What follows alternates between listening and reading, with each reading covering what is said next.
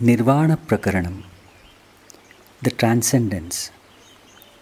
Chapter 8, The Story of Bhagiratha. The air was cool and pleasant, broad avenues lined with huge shady trees on both sides, clean smooth road with not even a speck of dust on it. Each house a dream fulfilled, with a lawn of its own and a white wooden fence. Everything seemed just perfect. No inquisitive neighbors, no unnecessary noise. He had left India in search of a bright career, and he had achieved what he had always wanted. He was a recognized scientist in a leading university and had been contributing in the field of genetic engineering. He remembered the struggles he had to face back home in India. No, he corrected himself. That was no more his home. This was his home. He was glad he had taken this decision to respond to the offer from the university. It was evening, and the twilight was slowly giving way to a velvety black night sky. The university campus was ideal in every sense. There was no pollution, plenty of free space, and most of all, no concrete jungle. As he leaned back in the rocking chair, his eyes fell on the violet horizon, and his thoughts went back to the time when he had to take the difficult decision of leaving his country. His colleague had commented that he too was contributing to the brain drain, while he had argued that all he had wanted to do was to work, and all he had asked was the research facility with a laboratory. What had he got in return to his 10 years of hard work? His papers had been pirated by his boss and published them in his name. There was unending biting, and internal as well as external politics. And there were too many to stop him from doing his own work. He was glad, satisfied that he had made this country, the United States of America, the haven of the great, the powerful, and the talented, his home. He was happy indeed. Now, why was he giving so many auto-suggestions? He asked himself. A person who is really happy does not remind himself of his happiness. Suddenly, the reason struck him. That very evening, he had gone to the department store. He had been addressed insultingly by the clerk, and most of those he had known with whom he had worked had only smiled. Only one outsider, who was incidentally an Indian, had come to him and said in Hindi, "Bharat is our Bharat. Even if you are not recognized, at least none will insult you for the color of your skin. But never mind, you must get used to this aspect of the United States." These words and the light pat on his back had made him relax. They had gone out and had coffee together.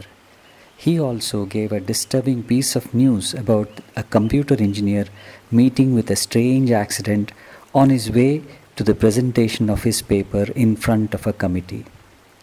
Many Asians were being manhandled these days.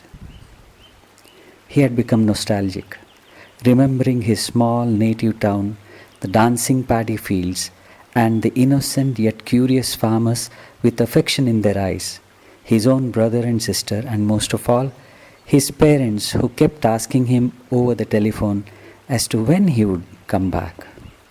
He could not tell them that now he had become an American citizen and that now it was impossible. Yes, he could go for a short visit, and then he would go soon. With these thoughts, he had become restless, even disturbed by the prospect of remaining in this alien country forever.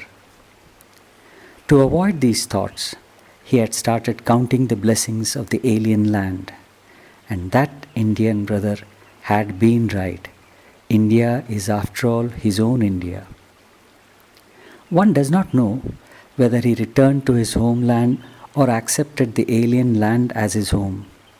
But the experience of insult and the subsequent encounter with one from home triggered off a longing to go home. This is what the enlightened masters do, to bring the message of the home and to create a longing to return there. But only a few persons are fortunate enough to meet such masters, not because such persons are not there, but because not all have the capacity to recognize them. That is when the scriptures come to our help.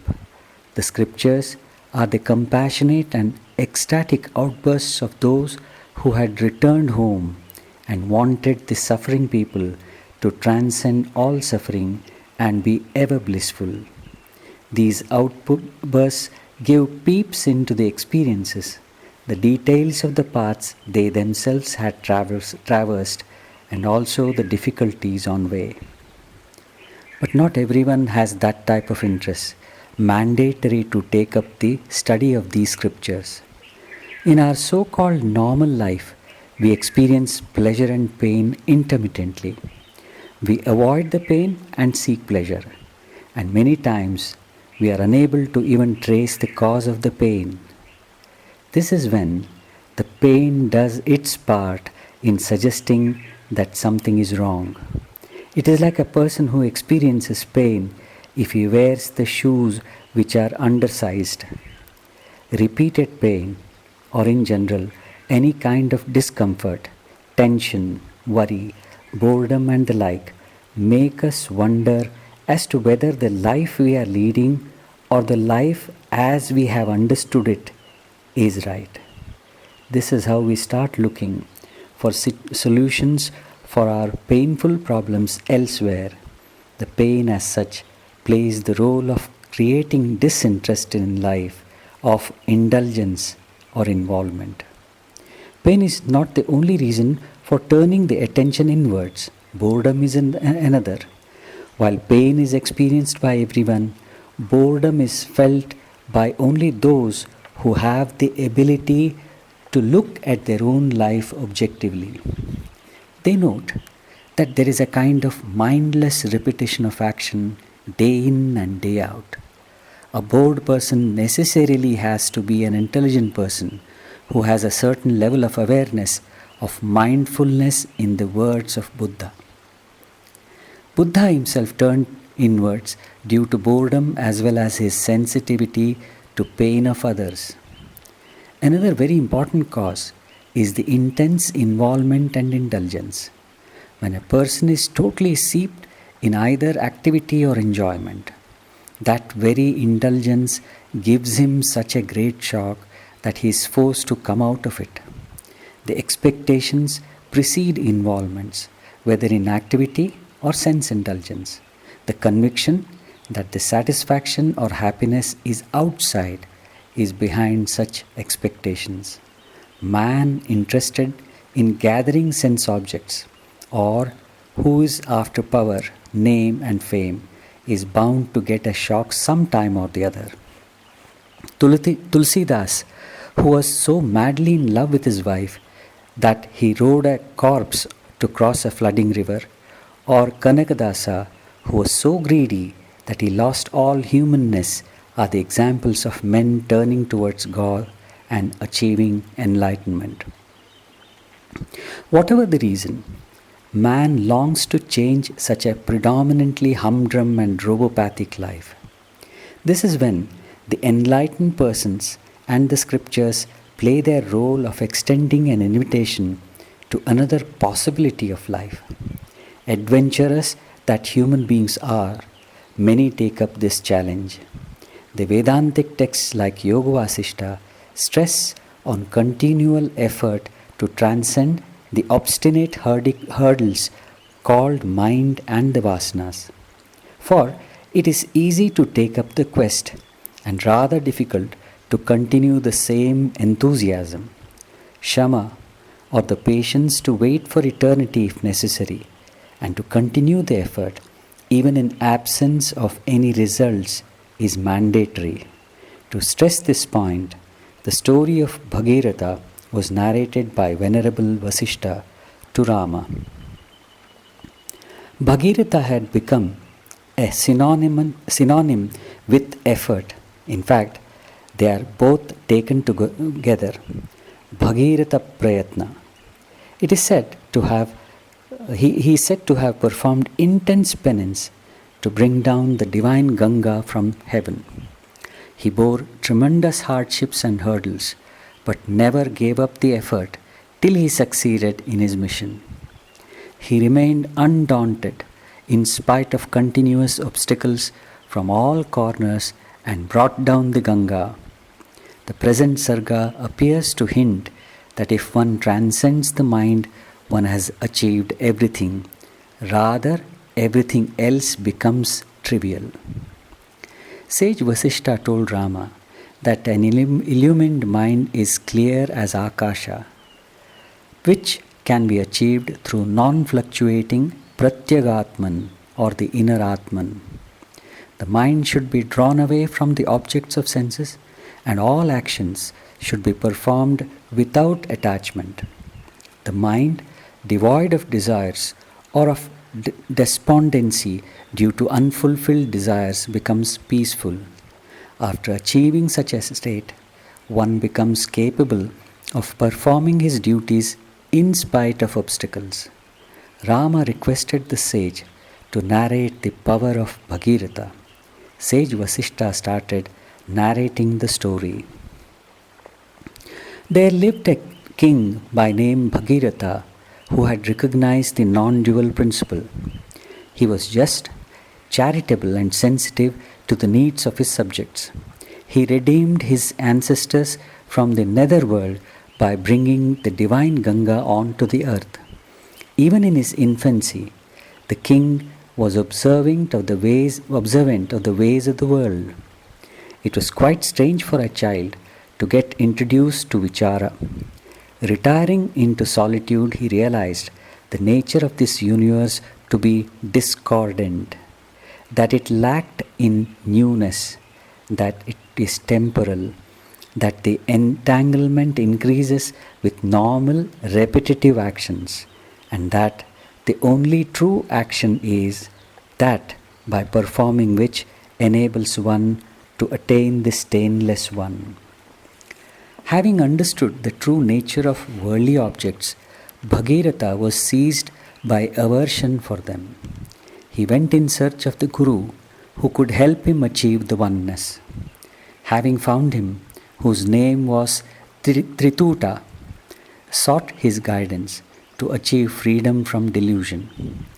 The master said that if one could recognize the stainless Jnanatman, one could alleviate all pain and end the age-old bondage. All doubts would clear and the traces of karma would get destroyed. Then one would become the Chinmatra or absolute consciousness, that is the birthright of every being. The disciple asked of his guru as to how one could get established in this consciousness. Muni Tritula said that the mind would attain to Swarupanishtha or the establishment in self through its own all-pervasive intelligence. The wise who have achieved jnana define it as the total asanga or non-attraction for objects, relationships and indifference to pleasure and pain and equipoise, a ceaseless vichara and the direct recognition of the reality. The annihilation of the identification of the I with the body is the only medicine for the disease of repeated births and deaths. Again, the sincere disciple Bhagirata asked as to how the idea of I, which is firmly grounded in the body-mind, be removed. Tritula answered that the only solution is to withdraw the mind from the objects of pleasure through paurusha or will and prayatna or effort, and to rest the mind in the all-pervading Sat, which eliminates ahankara. If, after transcending desire, one remains in that shanta or non-fluctuating state, the I ceases to be, and what remains is the state of non-dual Brahman. Having given up shame and other contracting differentiations totally, the ahankriti, I-doness, gets dissolved. Having assumed poverty without an iota of any of the three kinds of desire for wife, progeny, and wealth, having relinquished wealth in favor of one's enemies, free from ahankara, if one lives without any load on the mind, one becomes Brahman, the supreme of the supreme. Vasishta Chandrika, the gloss of this scripture, dilates on the contracting differentiations as follows. Lajjadi anuchite karmani chetasah sankocho lajja. Adi shabdat jati kulabhimanadi grahanam.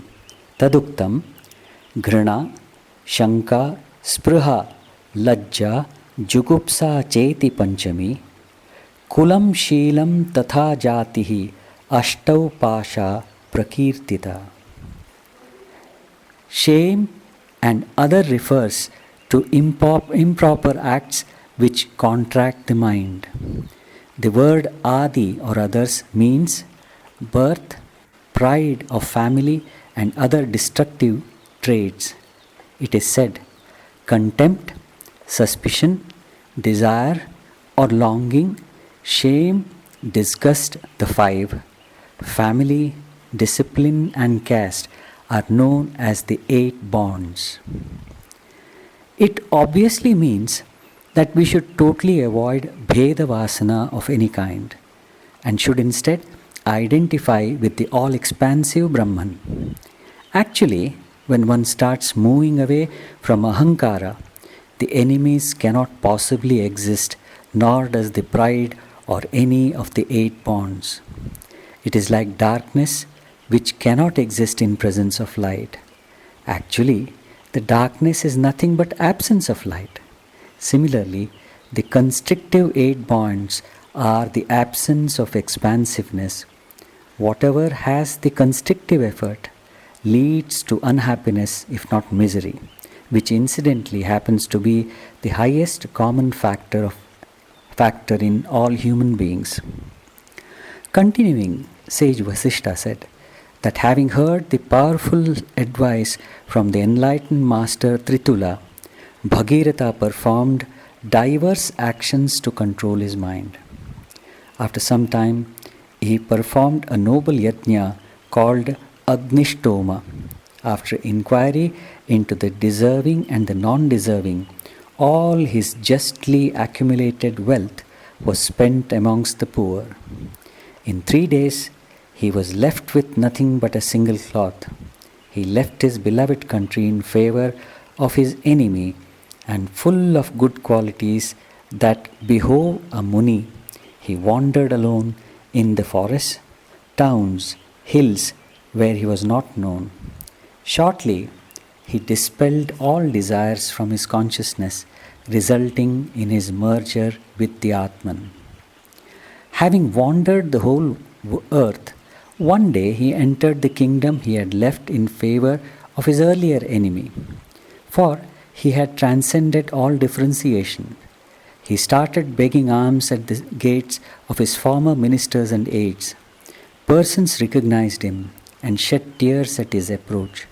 Even when the king at that time came to offer him back his own kingdom, desireless that he was, he did not accept it. Instead, went away to everybody's disappointment.